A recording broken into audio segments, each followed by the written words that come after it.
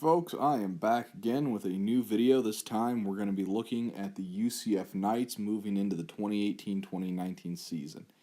If you're watching this video, there's a pretty good chance you already know that last year the Knights cleaned up, going with a perfect 13-0 season in which we saw the Knights defeat teams such as Auburn, USF, and we also took down Memphis, not once, but twice. So we're going to look at here what is coming up with the UCF Knights for the 2018-2019 season.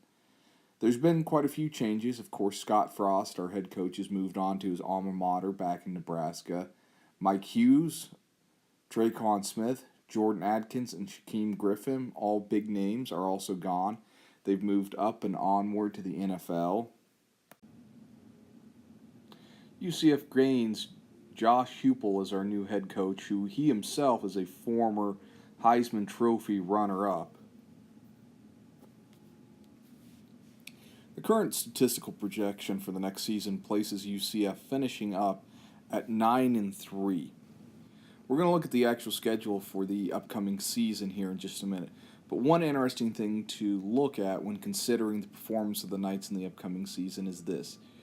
The Knights are still statistically favored as the favorite team in every game they play, or at worst, are facing a 50-50 shot, basically a coin flip. UCF opens the season with a road game on Thursday, August 30th at the University of Connecticut. UConn was 3-9 last season, so no surprise there that UCF is heavily favored. Next up is a home game against South Carolina State, who also posted a very disappointing 3-7 last season, again giving UCF another strong win early in the season.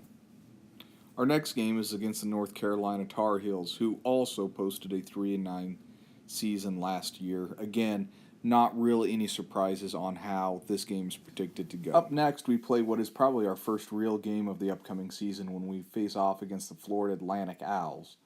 Last year, they posted an 11-3 overall, 8-0 in conference, although that conference was the CUSA, UCF's own former conference, which is not necessarily the strongest conference out there, neither is it really the weakest. This will be a home game for the UCF Knights. However, though, I am going to predict that this might be their first loss of the season based on some of the things that I've read and I've seen about how Florida Atlantic is likely to produce in this upcoming season. Next up is the Pittsburgh Panthers, who in 2017 posted a 5-7 schedule, 3-5 in conference, and they're not really predicted to be a whole lot better this year. Next up, the Knights face off against the SMU Mustangs. Last season, they were 7-6, 4-4 in conference. Of course, that was the American Conference, so you have to take that into account. This is a home game for the Knights, and for that reason, I still think that the Knights will ultimately be victorious.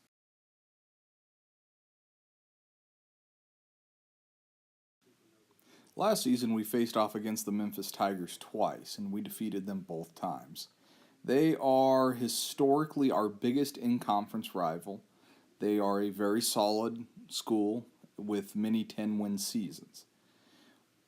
October 13th will see us facing off against them at their home stadium. And for this reason, I am predicting that this will likely be our second loss of the season. East Carolina was 3-9 last year, 2-9 in conference. Temple finished up 7-6, 4-4 in conference. Navy went 7-6 last year, also in the American Conference. Now, this should be an interesting game to watch out for because from what I've seen and what I've read, Navy is supposed to be coming back stronger this year than they were last year. And the Cincinnati Bearcats went 4-8.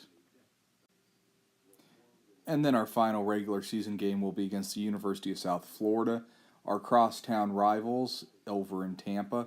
Last year, they went 10-2. They have historically been a very strong, very competitive team and have always given UCF a run for their money. And that's one of the reasons why I think, especially with this being an away game for the Knights, our game against USF represents the most likely third loss for us in the season. So that takes us to a 9-3 season, which is roughly given as about an 85% likelihood for the UCF Knights in the coming season. Now, the interesting thing, if you noted earlier in the video, I said UCF is still either the favored team to win or at least has a 50-50 shot to win in every game they play, which means if we flip even just one of those losses, we are now back to being a 10-win team at the end of regular season. And while I've got everybody here, I just want to throw a real quick pitch out for a organization that I'm trying to get off the ground. If you happen to live in Iowa, please go on Facebook and like the UCF Alumni in Iowa Facebook page. Thank you very much. Hope you've enjoyed the video, and go Knights.